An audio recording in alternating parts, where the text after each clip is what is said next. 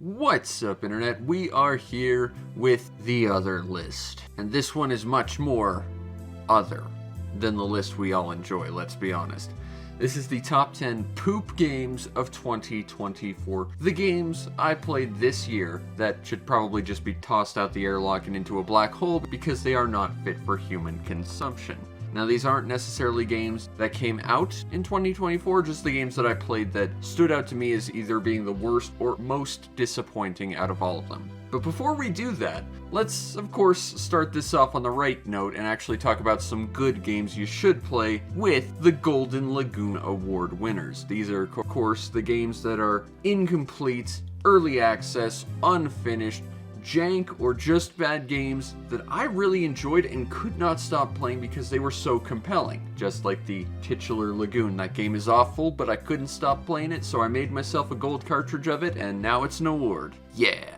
This year we have 3 Golden Lagoon Award winners, and they are all sort of early access, or at the very least incomplete games that are slowly working towards that. The first award winner goes to Palworld. Okay. I don't think we can talk about 2024 without mentioning Palworld in some way, shape, or form. Be it through all the controversy it stirred up with its character designs that I think is massively overblown, to the huge lawsuit Nintendo is suing them over for a total reach in logic, because that seems to be all Nintendo's doing nowadays. Thanks for that, by the way. We have what is effectively Pokemon with guns. And I was a little bit skeptical of this game when it first came out, because it was a game based very, very heavily on crafting and base building, and if I'm being entirely honest with you, I hate both of those things. I think they exist purely to pad time and be a massive amount of filler where actual meaningful gameplay could be. But that said, I think the monster designs in Palworld are great. I enjoyed running around shooting off my bang bang guns and trying to find all the new monsters and exploring it. And I'm not going to lie, I may have spent about 40 hours trying to breed the perfect Frostallion Noct. And heck, in 3 days as of recording, there's going to be a huge expansion for this we're getting for free. The fact is, Palworld made a metric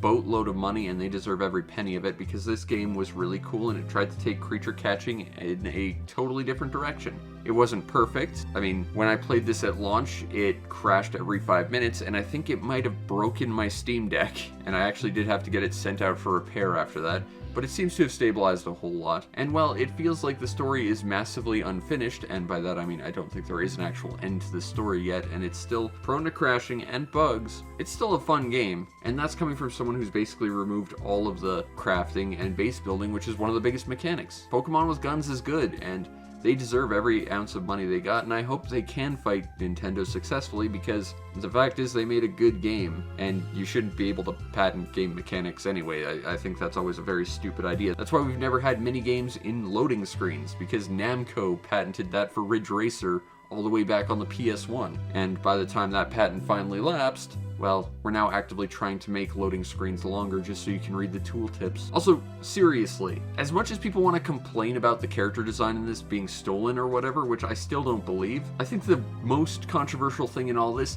is that everyone says this character's based on Electabuzz. This character is very clearly based on Totoro. You can't tell me I'm the only person who sees that, right? Like seriously, this character looks like Totoro to me, and it bugs me that no one else points it out. Golden Lagoon Award winner number B goes to 9 Days. Now, I'm going to apologize for all the footage I'm going to show you, but all of my save files are in kind of weird places that won't make this game terribly interesting to watch, but I assure you it's amazing. This is a game that was made by one person, and while it's not technically early access, it was kind of released in sort of a non-complete state, and it's been actively updated pretty much since. I'm just gonna level with you, this is flat out the greatest Dragon Ball Z game I have ever played. It starts out with you being a guy who's not able to throw even a single punch and has to become the god of punching all of the things in 9 days so that you can fight a god that will destroy the planet. It starts off with you learning some very basic attacks and ends with you destroying planets and absorbing the very powers of the stars themselves in order to help you fight. It is a brilliant game that has an amazing amount of scope and is unbelievably ambitious for a single game developer. Is it perfect? Absolutely not. For one thing, it crashed every time you'd go through a portal. Now fortunately it would autosave and it would crash after you got to the other side of the portal, so you'd still make progress, you just had to reload the game every single time. but it would crash frequently. It didn't run at a terribly great frame rate, and there was just a lot of really wonkiness with the controls. And just in general, I think the standard gameplay loop over time has kind of gotten worse. At the start of the game, when you first played this, when this originally launched, you were running around on foot, kind of getting very intimately familiar with this fairly large island you were on, and then you get a hoverboard to travel around faster, to get things done faster because you're on a time limit, and then after a very arduous quest, you'd unlock the ability to fly, only to then find a portal that would take you into space and make you realize this game is substantially bigger than you first think it is. Yeah, well, now, once you get out of the tutorial, you just have to go through this weird only up course that then just hands you flight from the start, which makes most of the progression in this game kind of basically just fly over country, which I don't like all that much. And that's when the game kind of wants to work properly to begin with. The first 3 or 4 times I played through this game, I got through the tutorial where they're supposed to take away all your powers because, you know, they're tutorializing later powers to get you excited. The game forgot to do that for me, so I didn't even have to do the flight tests because I already had flight. I skipped pretty much the first 60% of the game's progression because it forgot to take away my abilities. This game has a lot of issues, but it has way more heart and ambition and execution than it has any right to actually do. This game was amazing, and for a month, it was the only thing I really wanted to play this year. I would absolutely love to see the developer get an actual budget together and maybe some people to QA test some stuff and a team to help make his vision come up and make a proper sequel to this or their next thing, because clearly they've got a vision, clearly they've got a lot of talent. They just need a lot more experience and a lot more testing, but 9 days is kind of incredible for what it is. Our final Golden Lagoon Award winner goes to The Void Reigns Upon Her Heart. This is a randomized roguelike, horizontally scrolling shoot-'em-up where instead of shooting enemies, you shoot little love pellets at them and you love them to death. You know, the Flowey method. This game is really, really cool. It updates every single month with new events, new characters, new bosses, new items to unlock so that you can make more progress and try new combinations of builds and stuff. And if you're one of those achievement horses, well, there's over 700 of the bloody things in this game, and every time I play it, it increases more and more. This is the kind of game you pick up and play for maybe an hour every day, and it's fantastic for the Steam Deck, and it's a great game for a long play session over the course of the year, just in small bursts. This game is incredible, and I can't wait to see where it goes, but it's still in early access, it's still unfinished, and the story is incomplete, and the game will actively tell you that. But for what it has, man, is it worth the price. This is a great game and absolutely worth your money. Anyway, now that we're done the good games that you should play, let's focus on the ones you shouldn't, huh? With number 10. Number 10 for me is probably going to be a bit of a hot take. I think it's going to be an unpopular opinion, but I have to give it to Kid Chameleon on the Sega Genesis. I started collecting Genesis games in earnestness last year, trying to get every Genesis game I wanted. This was one I just sort of picked up out of nowhere for, I think, $2 or $3, and I feel like I should like this game. Like, if you wrote down every single thing about this game, I should love it. And yet, I really, really, really don't. You have a character that has about 1 million different power-ups and forms that give him different attacks and movement mechanics as he goes and collects them. You've got a giant labyrinth of a game world that is condensed into smaller individual stages that have tons and tons of secrets. Everything about this should be something I love, and yet I hate it, and I can't really orate as to why. Maybe it's just the fact that every boss basically looks the same, or maybe it's just that this game doesn't quite have a level of polish or speed that I'm looking for. Maybe it's just because it doesn't really have a hook to really drag you in, but while everything on paper here sounds like a game I should love, I really just don't. And I'm at a loss as to why. Kid Chameleon is a great game, but it's a game I just completely bounced off of, and I'm annoyed about that because I feel like I shouldn't have. Number 9, Lullaby in Dreams. This was a game that I picked up on Steam and I got really excited for because the trailer looked pretty cool. It was like a fantasy game that's apparently based on bedtime stories and stuff, and that's pretty cool. Unfortunately, trying to play this was damn near impossible. You try clicking the start game button at the start of the game and it doesn't seem to do anything. I tried pressing every button on my controller just to try and approximate something that might cause something to happen in the game, and the only buttons that did anything were up on the D-pad, which did start the game, and right on the D-pad, which crashed the game immediately. When I actually got into the game, I was then presented with text boxes I couldn't advance unless I took out a keyboard, and when I finally managed to get out of the tutorial, which you won't see here, I was then left in sort of a box of an environment that I couldn't find a way out of. There's not really much of a game here. It doesn't seem to be all that well thought out, and it's kind of sad because the world and character designs are really neat and the concept is cool, but this game just doesn't have any sort of execution to it, and it barely functions. Because again, there are buttons that you can just press that will crash the game. It's rough and it's sad because I wanted to like this game, but it just wasn't happening. Unfortunately, this game is basically unplayable, and it's depressing because it showed a fair bit of promise. Number 8 on our list, Hellpoint. If you're not familiar with this game, don't start to get familiar with it because it's not all that great. This is a sci-fi Souls-like game, but it has some really bizarre mechanics I don't really gel with all that well. Like, the big one here is if you die, and bear in mind it's a Souls game, so you are going to die, you spawn like a clone of yourself where you died that will then guard all your stuff from you. Except it seems to have higher stats than you, so unless you actively like remove all your equipment before you die in combat, you're going to be fighting something that is substantially better than you just to get back to where you were. I hated that. I really, really hated that. I never really got past the first boss, but I didn't really see much of a point to when I was actively not enjoying the path that led up to it, or the mechanics that I learned on the way. Like, I am familiar with being put behind the 8-ball when you fail in a Souls game. I'm familiar with losing more than half your health in a Souls game. Okay, fine, but why spawn effectively a mini-boss that's a better version of you when you die? That is just cruel, and it wasn't something I liked at all. I couldn't get very far in Hellpoint, but I wasn't enjoying any of my time in Hellpoint, and that's a shame because it seems very, very stylish, and the designs seem very, very cool, but mechanically, this one just didn't do anything for me. Number 7, Batten Kaitos. They made a collection of these games, which is great, because they were relatively hard to find GameCube games, at least the second one was, and I never had a chance to play it. So I got really, really excited to play this, only to find that it wasn't the game I wanted it to be, primarily because it wasn't actually Batten Kaitos, at least as you remember it, and I find that to be weird. This game had some weird controversy at the start because some of the localizers decided to put an extra line of dialogue that didn't exist in the original release, and that became some kind of controversial thing. And yeah, okay, that's not true to what it originally said. I don't care about a small change like that. What I do care about is the fact that they gutted the dub. Now, if you played the original, you might complain that the dub had a terribly echoey sound effect. That was actually a problem from the GameCube and is actually very easily remedied and could fit in this game.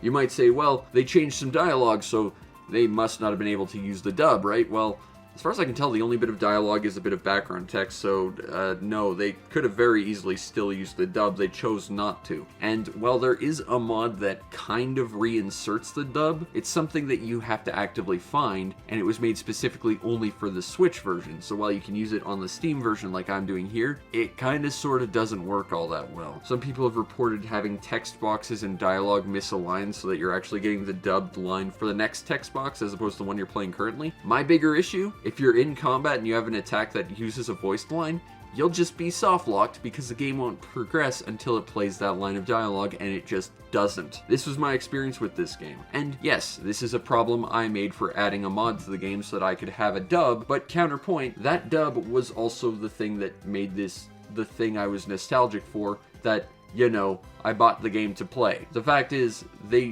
promised Batten Kaitos. They failed to deliver that. And if you want to actually create Batten Kaitos, you have to play a broken version of it because they couldn't be bothered. And that attitude alone makes me angry. This game is a disgrace, which is a shame because the games it's based off of are amazing. Number 6, Cardmon. This is a very, very small indie creature collecting style game that does not work remotely well. You can lose fights with trainers and they'll just assume you won. You can run into enemies that are level 0 with 0 health out in the field. You can go and complete missions to set plot flags so that you can actually advance the plot, only for those flags to not have triggered and you to be soft-locked, forcing you to go back to a previous save and hopefully do it a second time and hope it actually just works. That's pretty bad. This game has several different elements in a rock, paper, scissors style of weaknesses, sort of like Pokemon, but like Gen 1 Pokemon's Dragons, this game has an element that is just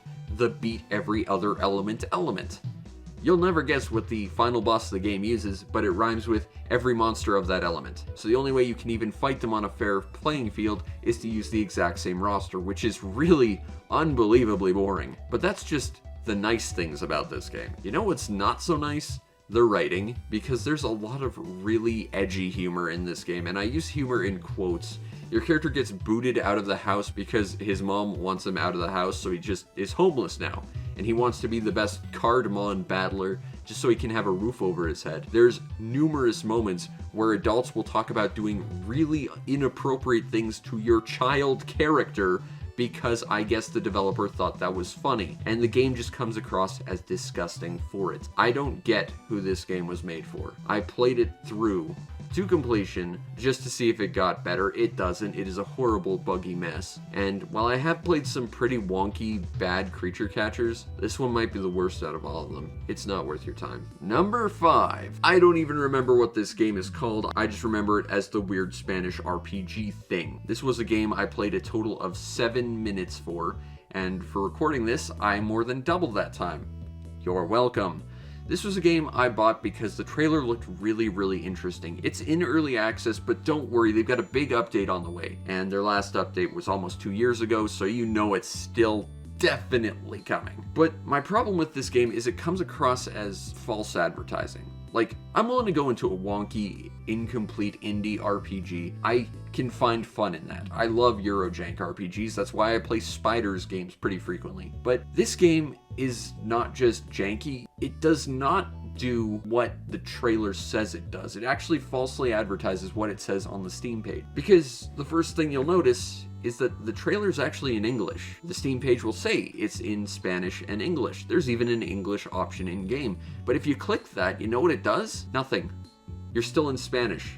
There's a couple of titles to environments that are in English, but everything else is in Spanish still. You can go talk to characters that have screenshots on the store page that say it's in English, but their dialogue in-game isn't. It's bad, and while I'm prepared to play a game that's not in my own language just to see what it's all about, I decided to wander around, see what I could see, just to see if I could find the interesting environments and the cool gameplay that the store page showed. Unfortunately, after a couple of minutes of walking in any one direction, the game crashes. So yeah, this thing is bad and it's dead, and it's probably never going to get updated, but that's fine because I don't think I'm ever going to enjoy it. Number 4, Mobile Suit Gundam Cross Dimension 79 on the Super Nintendo. I'm not gonna lie, I played this game pretty much expressly because someone told me no one else had ever really made a video on this. And to be fair, they did themselves a great service for not having to play this. This is a strategy game, but it's a very, very weird strategy game. Every single turn you can only move one character. Despite the fact you've got 3 playable characters,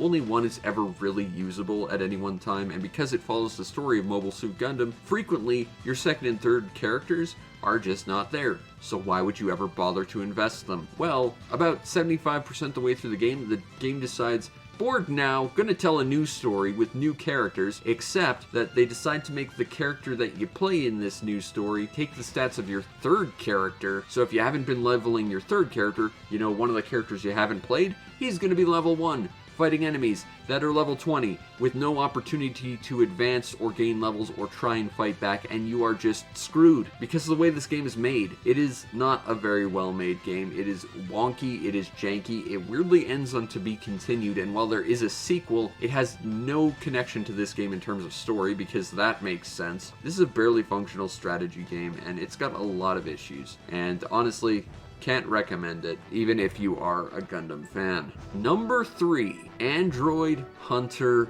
A. This one guts me pretty deeply. I want to make a video on this, but this is a game I like to unaffectionately call, We Have Mighty Number 9 at Home. This is a game that on its surface actually looks very, very cool and interesting. When you start the game up, it has this amazing animated sequence with some awesome music. When you get into the game, it looks like a cheap Unity game, but it's worse than that. The character designs are actually pretty cool, but nothing in the game actually works properly. Like when you kill enemies and they drop power-ups, they will fall into the background, or the foreground, or through the floor, and you just can't pick any of them up because you're on a 2D plane. So all of those resources you desperately need, gone!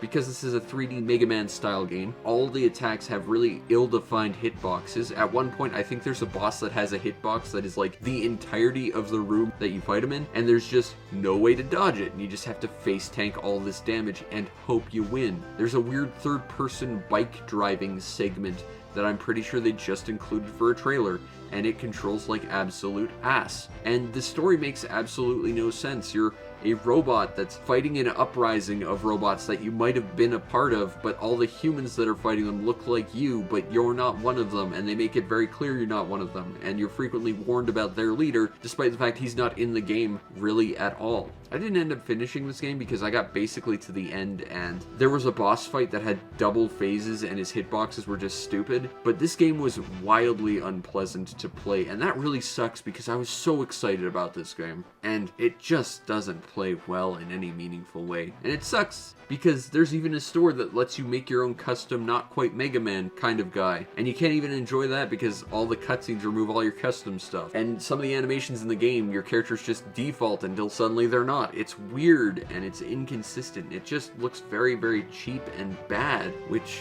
again, following that amazing intro cutscene just hurts all the more. This was a game I was really excited about, and I was just absolutely devastated when I played it because, man, this game sucks. Number 2 on our list, Euphoria The Saga 2. This is a game I feel lied to about, just plain and simple. See, Euphoria The Saga is actually one of my all-time favorite NES games. I made a top 10 list that included it many years ago. Euphoria The Saga was a non-linear Metroid-style platformer with a bunch of different interesting characters in a really bizarre world, and it was equally weird and disorienting in this bizarre environment, and very, very fascinating and compelling to see what was going to happen next. It was amazing. So when they finally made a sequel, I got super, super excited. But when I bought Euphoria The Saga 2, I did not get Euphoria The Saga 2. See, when I thought I was buying Euphoria The Saga 2, I thought I was getting a game that was going to be like Euphoria The Saga, and that's not what this is. For one thing, it's not even Euphoria, because Euphoria had special characters in it that are removed from this version, because we're actually basing this game on the Japanese version, which had totally different characters. Don't get me wrong, you can still see one or two of the Euphoria special characters in some of the loading screens, which definitely isn't a slap in the face at all, except it kind of is, but the gameplay has been completely gutted from this. What is this? This is an incremental, flat platformer. You have to go through these very flat, very boring stages with some minor variations on loops over and over again until you build up enough resources to buy an item to do it again to a different, flat,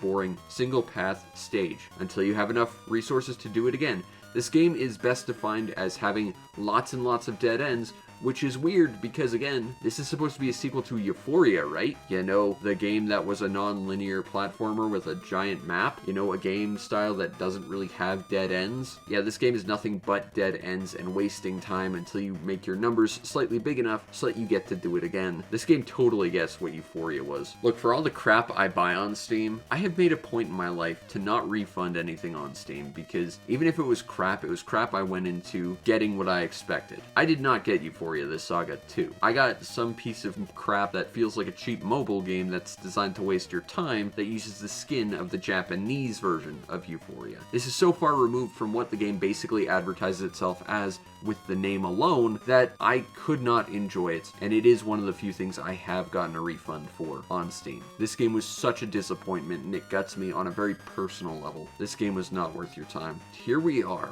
with the number 1 poop game of 2024, the worst game that I had managed to play in this entire year. But it's going to be a little bit more esoteric than that because my number 1 poop game of 2024 is retro gaming. Okay, I'm gonna have to explain this a little bit, but this year it seems like retro gaming has been defined pretty much exclusively by people actively going out of their way to ruin their own legacies. Like, just stop for a moment and realize Nintendo has been actively legally attacking every single person they can tangentially make an excuse that they can connect themselves to. For years, they've been actively attacking fan projects and translations and anyone else that wants to celebrate what they've done. This year, Capcom had managed to basically ruin every single game in their back catalog by adding DRM to it because they were afraid someone was going to mod their game. Sega has gone out of their way to remove their entire back catalog from pretty much every single digital storefront out there. This is a disgrace. I love retro gaming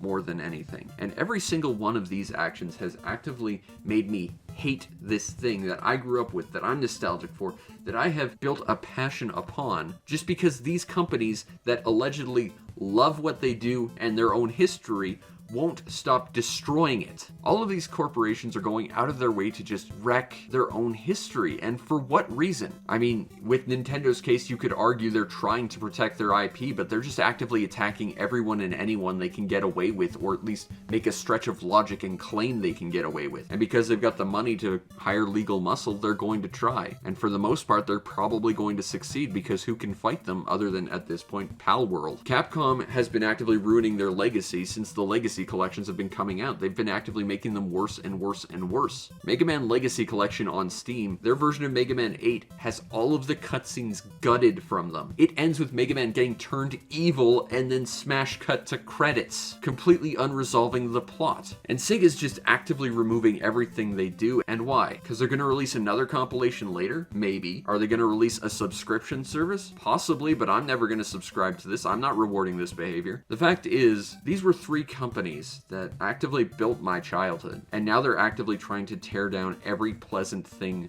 about it that they built up. And it sickens me on a very deeply personal level, both as someone who loves video games more than anything, but as someone who loves the history of video games, someone who loves to look into the history of games, someone who likes to research and study and figure out how they worked, someone who likes to find this stuff and show it to you so you know about it and you can find it yourself, someone who likes to catalog and archive all of this so that everyone can know this piece of human history. And it's getting destroyed by the very people who made it. And they're proudly still telling you that they celebrate their own history. It's hypocritical, and it sickens me on a deep level that I can't even put into words. And I am genuinely getting really angry about it just talking about it. This has been the worst game I played this year. Maybe that's why I played a lot of indie stuff on Steam this year. It's just because I've been so off-put by retro gaming more than ever, just because the actions of the people who made the games I love so much have acted. I don't know. But I guess this is the note we're ending 2024 on. Go play 9 Days. That was a good game. Wonky, but good. Either way, this has been the top 10 poop games of 2024. I need to go cool off because I'm genuinely angry about this right now. But either way, I hope you enjoyed your time here on my channel. I hope to see you again here. Let me know what your worst games of the year are so that I can avoid them. Well, let's be honest. I'm going to have to record them at some point and tell people to avoid them. But at least I'll be able to go in with some level of expectation. Give the channel a like and a follow and all that good nonsense. If you really want to make my day, check out the show's PayPal, Patreon, or Ko-fi so that you can help fund my playing of weird bad games, because trust me, I've got a lot of them, but